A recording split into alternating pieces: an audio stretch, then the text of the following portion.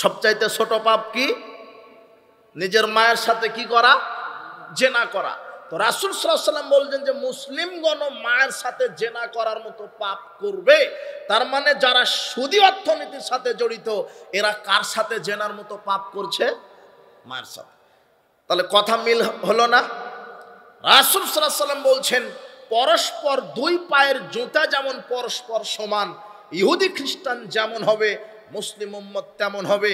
শিক্ষানীতিতে বলেন, রাজনীতিতে বলেন, অর্থনীতিতে বলেন, সমাজনীতিতে বলেন, অফিস আদালত কোর্ট কাচারি সব জায়গাতে আজকে আপনি মুসলিম ঘরে জন্ম, কিন্তু আপনার নীতি নৈতিকতার গোলামির ক্ষেত্রে আপনি ইহুদি খ্রিস্টানের গোলাম। এ কথা মুহাম্মদ সাল্লাল্লাহু আলাইহি ওয়াসাল্লাম বলেছেন 1450 বছর পূর্বে। হাদিসটা তিরমিজি 2641 নম্বর হাদিস। তিনি বলছেন ইহুদি খ্রিস্টান মায়ের মতো যদি জেনা করে মায়ের সাথে, মুসলমানগণ মায়ের সাথে জেনা করবে। তার দুটি পাপ করে মুসলমান প্রমাণ করেছে তারা মায়ের সাথে জেনা করছে। এক হচ্ছে সুদের পাপ। রাসূল সাল্লাল্লাহু আলাইহি ওয়াসাল্লাম বলছেন দিরহামুর রিবা ওয়া ইয়ালামু সাদমিন সিত্তাতি সালাসিনা জিনিয়াতান, যে ব্যক্তি জেনে শুনে 1 টাকা সুদ খায় সে যেন 36 বারেরও বেশি জেনা করে।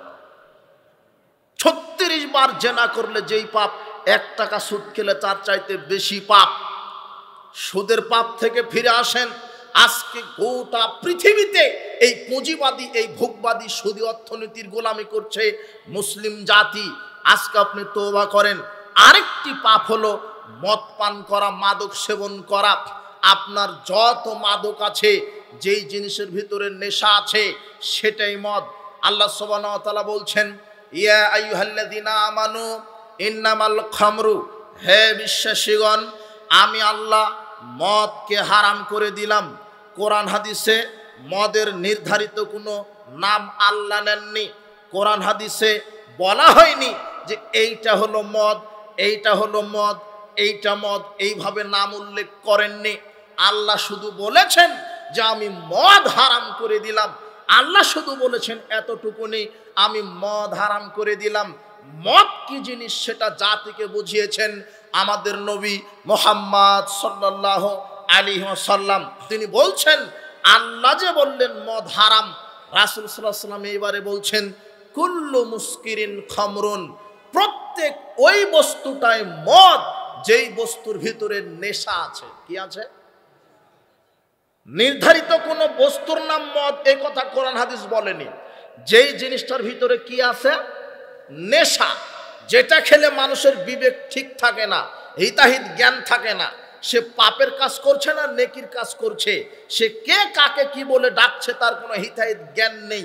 যেই বস্তুর ভিতরে নেশা আছে, যেই বস্তুর ভিতরে নেশা আছে, যেই বস্তুর ভিতরে মাতলামি আছে, যেই বস্তুর ভিতরে নেশা আছে, যেই বস্তু খেলে মানুষের নেশা হয় ওই বস্তুটার নাম হচ্ছে খামরুন, মদ। এখন কোন বস্তু খেলে নেশা হয়? আমি যদি বলি যে সিগারেট খেলেও নেশা হয়, বিড়ি খেলেও নেশা হয়, জর্দা খেলেও নেশা হয়, আলাপাতা খেলে নেশা হয়, ইয়াবা, ফেন্সিডিল, হেরোইন, গাঁজা, চর্চ, মারিজুয়ানা, শ্যাম্পেন, ভদকা ওগুলি বাদই দিলাম, ওগুলি বড় বড় নেশা, ওগুলি রাসায়নিক দ্রব্য মদ।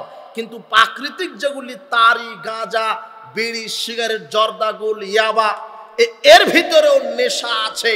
এখন আপনি বলছেন আমি জর্দা খাই, আপনি যে বললেন যে যেটা খেলে নেশা হয়, তো আমি যে জর্দা খাই তো আমার তো নেশা হয় না।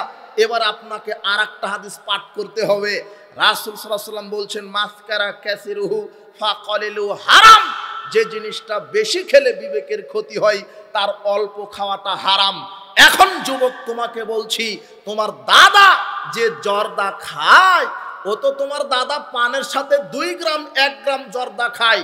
ওই একই জর্দা একই ব্যক্তিকে একসাথে যদি 200 গ্রাম জর্দা একসাথে খাইয়ে দাও তাহলে তোমার দাদার আর হিতাহিত জ্ঞান বুদ্ধি থাকবে না। তার মানে যেটা বেশি খেলে বিবেকের ক্ষতি হলো, তার মানে জর্দার একটা দানাও কি হারাম। জর্দা নেশাদার বস্তু। জর্দার ভিতরে কি আছে? নেশা আছে। আর জর্দার মশলাটাই বিড়ির মধ্যে দেওয়া হয়, সিগারেটের ভিতরে দেওয়া হয়। যারা পান খায় তারা জর্দা চিবিয়ে খায়, যারা সিগারেট বিড়ি খায় তারা পুড়িয়ে খায়। বস্তুটা একই। আমি বুঝাতে চাচ্ছি রাসূল সাল্লাল্লাহু আলাইহি ওয়াসাল্লাম বললেন যেটা বেশি খেলে বিবেকের ক্ষতি হয় তার অল্পটাও হারাম। এখন তুমি নিজেই এখন এখান থেকে উঠে গিয়ে 150-200 গ্রাম জর্দা চিবিয়ে খাও, বিশ্বাস করো তোমার হিতাহিত জ্ঞান থাকবে না। তোমার যদি বাড়িতে বউ থাকে তুমি বউকে মা ডাকবা, আর তোমার হুজুরকে যদি একসাথে 200 গ্রাম খাইয়ে দেওয়া হয় তোমার হুজুর আর সূরা ফাতিহা তেলাওয়াত করতে পারবে না। বুঝনি? এগুলি মাদকতা, এগুলির ভিতরে নেশা আছে। রাসূল সাল্লাল্লাহু আলাইহি ওয়াসাল্লাম বলছেন যেটা বেশি খেলে নেশা হয় তার অল্পটা হারাম। এখন জর্দা বেশি খেলে যদি নেশা হয় তাহলে জর্দার একটা দানা কি হলো? হারাম। এটা তুমি স্বাভাবিকভাবে বুঝো। তারপরে আর একটা কথা, জর্দা, বিড়ি, সিগারেট, গুল, আলাপাতা এগুলি এত উন্নত মানের খাবার যে পৃথিবীতে কোনো জন্তু জানোয়ারও খায় না। দেখো তুমি এলো অরুচিকর, তোমাদের রুচি নাই। তোমরা যে বাপ বেটা বিড়ি সিগারেট খাও, তোমার দাদা জর্দা খায়, তোমার হুজুর জর্দা খায়, তো ওদের রুচি বলে কিছু জিনিস নাই। তুমি এখনই উঠো, তোমার এখনই পকেটে সিগারেট আছে, তোমার বাপের পকেটে বিড়ি আছে, আর তোমার দাদাকে দাঁড়িয়ে দিলে দেখা যাবে তোমার দাদার পকেটে এখনো জর্দার ডিব্বাটা আছেই। তোমরা সবাই চলে যাও, বাপ দাদা ছেলে সবাই রাস্তায় চলে যাও, গিয়ে তুমি পকেট থেকে সিগারেট রাস্তায় ফেলো, তোমার বাপ বিড়িটা ফেলে দিক আর তোমার দাদা ওই জর্দার ডিব্বাটা ফেলে দিক। দেখো ওই দিক দিয়ে কুকুর যাবে, ওই কি যাবে, গরু যাবে, ছাগল যাবে, কেউ মুখে দিবে না। কেউ কি দেবে না, মুখে দিবে না। ওটা কুকুর শিগালে খায় না, এটা কুকুর শিগালে খায় না, সেটা তোমরা বাপ বেটা খাও। তার মানে তোমাদের রুচি বলে কি নাই, জিনিস নাই, কোনো রুচি নাই তোমাদের। আর পৃথিবীতে কি দেখছ, পৃথিবীতে কোনো জিনিস মানুষ টয়লেটে বসে খায় না, কিন্তু তোমরা দুই বাপ বেটা যেটা খাও সেটা কোথায় খায়, টয়লেটে খায়। আর অশিক্ষিতদের চাইতে যারা তথাকথিত জাতিগত শিক্ষিত এরাই হলো বেশি মদখোর গাঁজাখোর। তুমি তদন্ত করো, আজকে এই জামালপুর তদন্ত করো, সকালবেলা যে অনার্স মাস্টার্স পাশ করেছে ও বলছে যে আমি ঢাকা বিশ্ববিদ্যালয় থেকে কেমিস্ট্রিতে ইংরেজিতে অনার্স মাস্টার্স করেছি, আমি বিড়ি খেলে কেমন লাগবে, আমাকে খেতে হবে ব্যঞ্জন সুইচ। বুঝনি তুমি? সেটা কুকুর শিগালে খায় না, সেটা ওটা খাই, তোমার মাস্টার খায়। দাও তুমি জর্দার ডিব্বাটা কুকুরের সামনে দাও, খাবে না তো। আমি এটা বুঝাতে চাইনি, তুমি তওবা করো।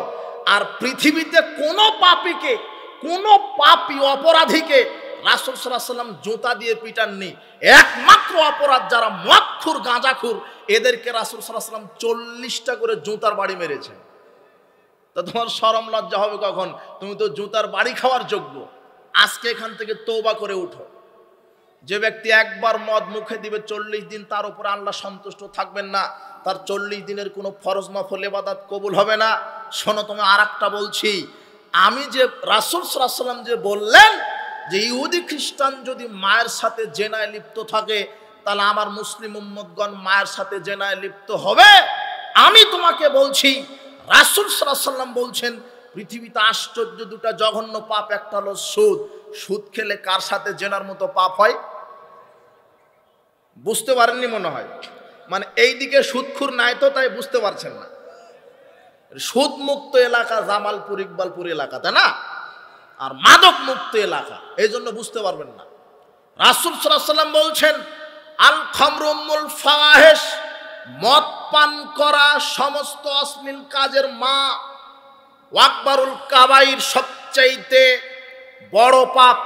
মান শারেবাহা, যে ব্যক্তি একবার মদ পান করলো, ওয়াকা আলা উম্মিহি ওয়া খালাতিহি ওয়া আম্মাতিহি, সে যেন তার মা, খালা, ফুপুর সাথে জেনা করলো। আপনি এতদিন শুনেছিলেন যে সুদ খেলে শুধু মার সাথে জেনা করার মতো পাপ হয়।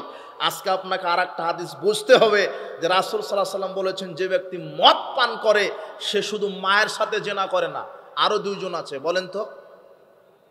হ্যাঁ, হাদিসটা কোথায় আছে? তাবারানী মুজামুল কাবির, তাবারানী মুজামুল কাবির 3345 নম্বর হাদিস। হাদিসের সনদ সহি, আব্দুল্লাহ বিন আব্বাস থেকে হাদিসটি বর্ণিত হয়েছে।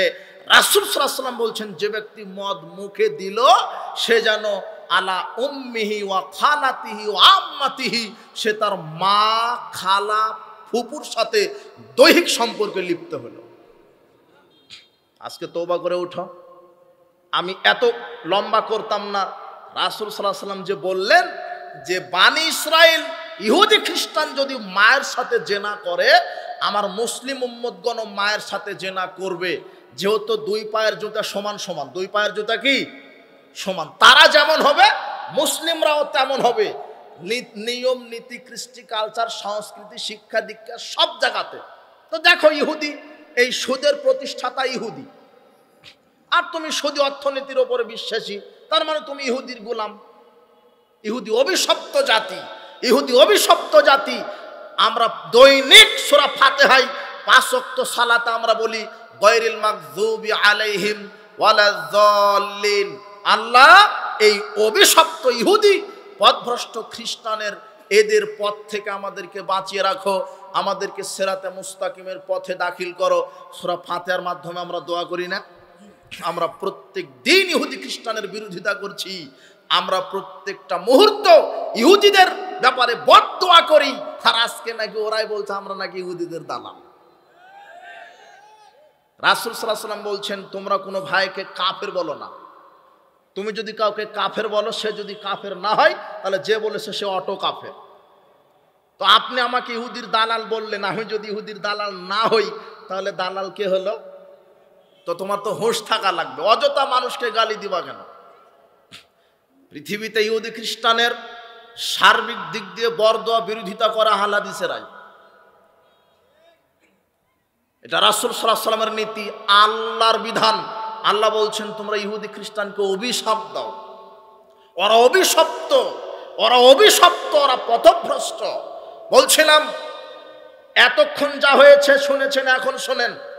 রাসূল সাল্লাল্লাহু আলাইহি ওয়াসাল্লাম, আল্লাহ বলছেন আমার সৃষ্টির ভিতরে একটা দল হকের উপরে থাকবে। রাসূল সাল্লাল্লাহু আলাইহি ওয়াসাল্লাম বলছেন আমার উম্মতের মধ্যে একটা দল কিয়ামত পর্যন্ত হকের উপরে বিজয় থাকবে। রাসূল সাল্লাল্লাহু আলাইহি ওয়াসাল্লাম সরল রেখায় একটা টেনেছেন, তার মানে একটি দল, একটি উম্মাহ হকের উপরে থাকবে। সঠিক সহজ সরল রাস্তা একটি হয়। এইবারে তিরমিজির 2641 নম্বর হাদিস, রাসূল সাল্লাল্লাহু আলাইহি ওয়াসাল্লাম শেষ অংশে বলছেন, ইন্না বানি ইসরাইলা তাফাররাকাত আলা সিনতাইনে ওয়া সাবঈনা মিল্লাতান। বানি ইসরাইল জাতি বিভক্ত হয়েছিল 72টি ফেরকায়। ওয়া তাফতারিকু উম্মতি আলা সালাসি ওয়া সাবঈনা মিল্লাতান। আর আমি মুহাম্মদ সাল্লাল্লাহু আলাইহি ওয়াসাল্লামের মুসলিম উম্মত বিভক্ত হবে 73টি কাতারে। কত কাতারে? মুসলিমরা বিভক্ত হবে 73 কাতারে। কুল্লুহুম ফিন্নার, প্রত্যেক দল যাবে জাহান্নামে। ইল্লা মিল্লাতান ওয়াহিদাতান, একটি দল, একটি কাতারভুক্ত মুসলিমরা যাবে জান্নাতে। সাহাবীগণ জিজ্ঞাসা করলেন, মান হিয়া ইয়া রাসূলুল্লাহ, সেই একটি দল, একটি ফেরকা, একটি কাতার যেই মুসলিমরা জান্নাতে যাচ্ছে তারা কারা?